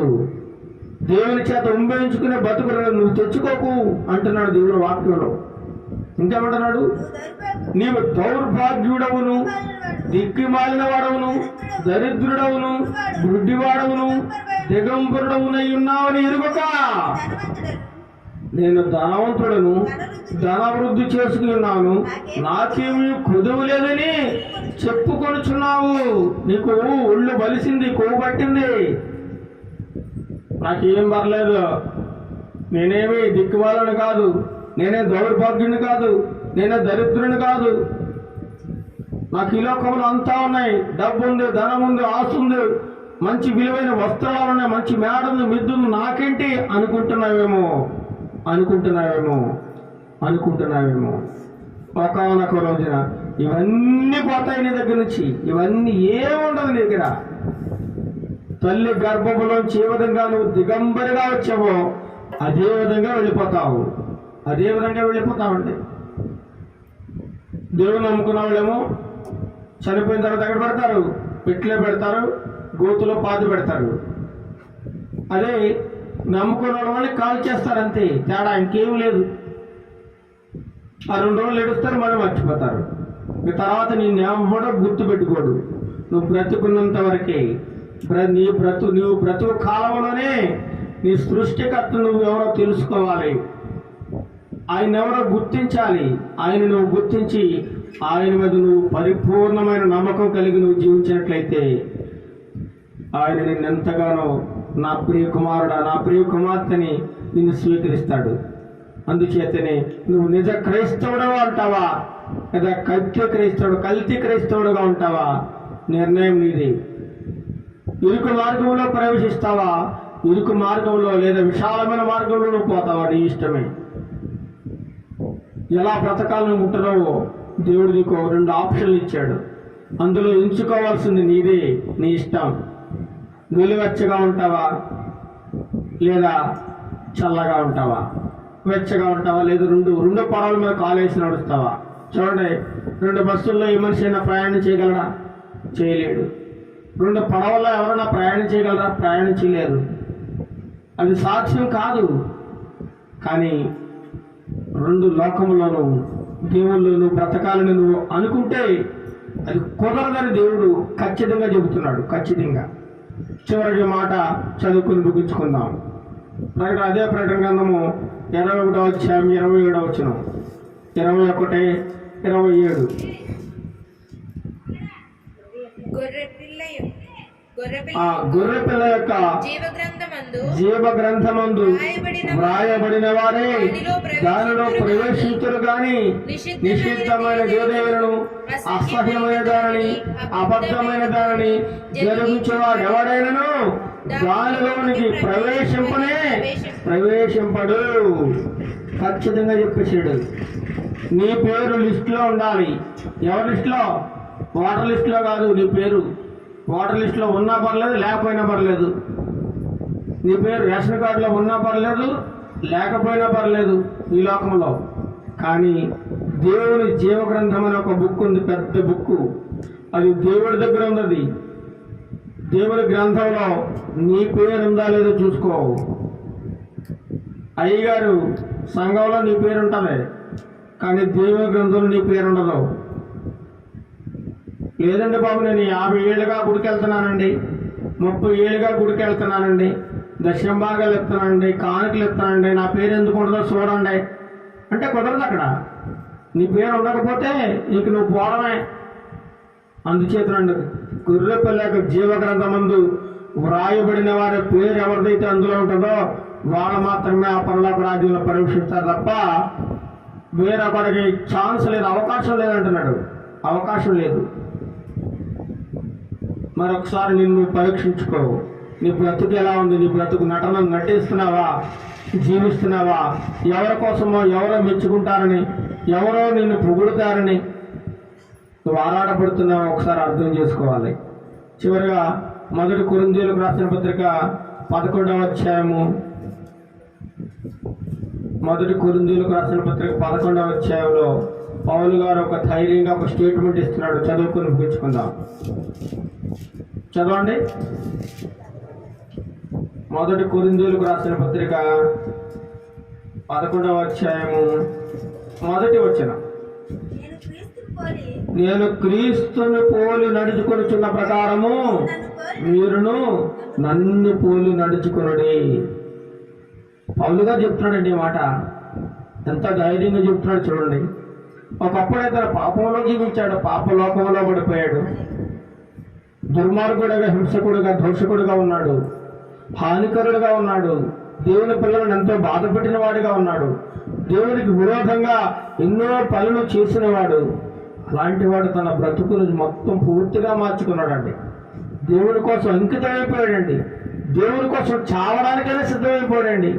అలాంటి మనిషి మాట్లాడుతున్నాడు, నేను క్రీస్తుని పోలి నడుచుకునిచున్న ప్రకారము మీరును నన్ను పోలి నడుచుకోండి.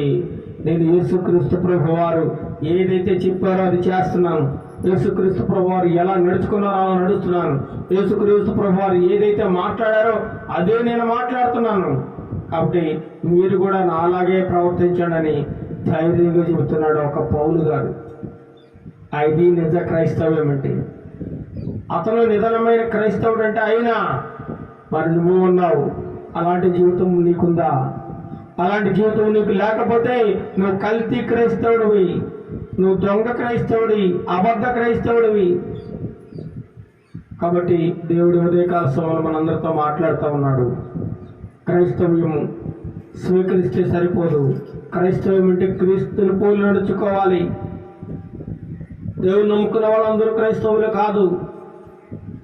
దేవుని యొక్క చిత్తం నెరవేర్చేవారే, దేవుని యొక్క ఆజ్ఞలను పాటించేవారే నిజమైన క్రైస్తవులని దేవుని వాక్యం సెలవిస్తుంది. ఆ నిజమైన క్రైస్తవుడుగా నువ్వు నేను మనమందరం మారాలని, మన బ్రతుకులు యథార్థమైన సత్యమైన మార్గంలో నడిపించుకోవాలని, మన నిరీక్షణ అంతా నిత్యరాజ్యమైన ఆ పరలోక రాజ్యాన్ని సంపాదించుకోవాలని ఎంతగా ఆశ కలిగి జీవిస్తూ ఉన్నాము. అటువంటి ఆశను, కృపను దేవుడు మనందరికీ దయచేయునుగాక. ఆమేన్. ప్రార్థన చేసుకుందాం. సర్వశక్తి గల దేవా, నీకే స్తుతులు స్తోత్రములు చెల్లిస్తున్నాం నాయన. ఇంతవరకు నీ వాక్యపు వెలుగులోంచి అనేకమైన విషయములను మాకు బోధించినందుకు నీకు వందనాలు, స్తోత్రాలు చెల్లిస్తున్నాం నాయన. క్రైస్తవులలో కల్తీ క్రైస్తవులు ఈనాడు ఎక్కువైపోయారు ప్రభా. అబద్ధ బోధకులు, దొంగ బోధకులు ఎక్కువైపోయారు ప్రభా. దొంగ విశ్వాసులు ఎక్కువైపోయారు నాయన. నటనా జీవితం నటిస్తూ జీవిస్తూ ఉన్నారు నాయన. నీకు దూరంగా జీవిస్తున్నారు. వారి పనులు మారలేదు, వారి చెడు జీవితం మారలేదు, వారు ఏమాత్రం మార్పు చెందలేదు. ఇంతకుముందు ఎలాగున్నారు ఇప్పుడు అలాగే ఉన్నారు ప్రభువా. వెచ్చగాయనను లేరు, చల్లగాయనను లేరు, వెచ్చని స్థితిలో జీవిస్తూ ఉన్నారు అనేక మంది. అలాంటి వారి నోటి మీద, అలాంటి వారి ముఖం మీద ఉమ్మి వేస్తానంటున్నావు ప్రభువా. ఎంత భయంకరం నాయన. మేమందరం ఉమ్మి వేయించుకునే స్థితిలో ఉండకుండా నాయన, నీ చేత శభాష అనిపించుకునే నిజ క్రైస్తవులుగా మేము జీవించడానికి నీ కృపా సహాయం దయచేయండి నాయన. అనేక మంది వాక్యం వింటున్నారు ప్రభు, ఈ చెవులతో వింటున్నారు, ఆ చెవులతో వదిలేస్తా ఉన్నారు నాయన. అలాంటి వారు కల్తీ క్రైస్తవులని నీ వాక్యం సెలవుస్తుంది ప్రభు. ఎవరైతే దేవుని మాటలను హృదయంలో పెట్టుకుని వాటి ప్రకారం జీవిస్తారో, వాటి ప్రకారం నడుచుకుంటారో వారే నిజమైన క్రైస్తవులు, వారే నా పిల్లలు, వారే నా కుమారులు, వారే నా బిడ్డలని నువ్వెంతగానో సెలవిస్తున్నావు నాయన. అటువంటి కృపను మా ప్రియ బిడ్డలందరికీ దయచిన ప్రభువా. యథార్థంగా, సత్యముగా, నీతిగా బ్రతకడానికి నీ కృప సహాయం దయచండి నాయన. ఈ లోకంలో జీవించినప్పటికీ లోకాశలకు లొంగిపోకుండా, ఈ లోకంలో పడిపోకుండా మమ్మల్ని తప్పించండి నాయన. ఈ లోకము నీ దృష్టిలో మురికి కోపములాన నాశనమైనది, నశించిపోయేది ప్రభువా. ఈ నశించిపోయే లోకములో మేము జీవించకుండా నీ నిత్య రాజ్యం వైపు ఎదురు చూసే నిరీక్షణను నాకు, మాకు, మా ప్రియబిడ్డలందరికీ దయచేయండి ప్రభు. కాలంలో ఈ పరిచయం ఉన్నతంగా దీవించండి ప్రభువా. యథార్థమైన వాక్యం ఉన్నట్లుగా మమ్మల్ని బోధించమని నువ్వు హెచ్చరించావు నాయన. ఎవరికి భయపడాల్సిన అవసరం లేదు. దేవుని వాక్యం ఎవరు వింటే వారు బాగుపడతారు, వారు రక్షింపబడతారు, వారి కుటుంబాలు బాగుంటాయని నువ్వు సెలవిచ్చావు నాయన. అలాంటి యథార్థమైన వాక్యం బోధిస్తుండగా అనేకులు నమ్మి వారి హృదయాన్ని మార్చుకుంటే నువ్వెంతగానో సంతోషిస్తావు ప్రభువా. మార్చుకునే కృపను మా ప్రియబిడ్డలందరికీ దయచి దీవించండి, ఆశీర్వదించండి. ఘనత మహిమ ప్రభావాలు మీకు చెల్లిస్తూ యేసు నామమున అడుగుచున్నాం తండ్రి, ఆమేన్. పరలోకమందున మా తండ్రి, నీ నామం పరిశుద్ధపరచబడును గాక, నీ రాజ్యం వచ్చును గాక, నీ చిత్తం పరలోకమందు నెరవేర్చినట్లు భూమి మీద నెరవేరును గాక. మాకు కావలసిన అనుదినాహారం మాకు దయచేయము. మా రుణస్థులను మేము క్షమించిన ప్రకారం మా రుణములను క్షమించము. మేము శోధంలో తేగ కీడను తప్పించము. ఎందుకంటే రాజ్యము, బలము, మహిమ నిరంతరం పోయినా తండ్రి, ఆమేన్. మన తండ్రి అయిన దేవుని ప్రేమయు, మన ప్రభువైన యేసుక్రీస్తు వారి యొక్క కృపయు, పరిశుద్ధాత్మ దేవుని యొక్క అన్యోన్య సహవాసము ఇప్పుడు నువ్వు ఎల్లప్పుడూ సదాకాలము ఈ భూమి మీద ఉన్నటువంటి సకల పరిశుద్ధులకును సకల క్రైస్తవులకును ఎల్లప్పుడూ సదాకాలము తోడేడు నడిపించును గాక. ఆమేన్, ఆమేన్. అందరికీ వందనములు. Praise the lord.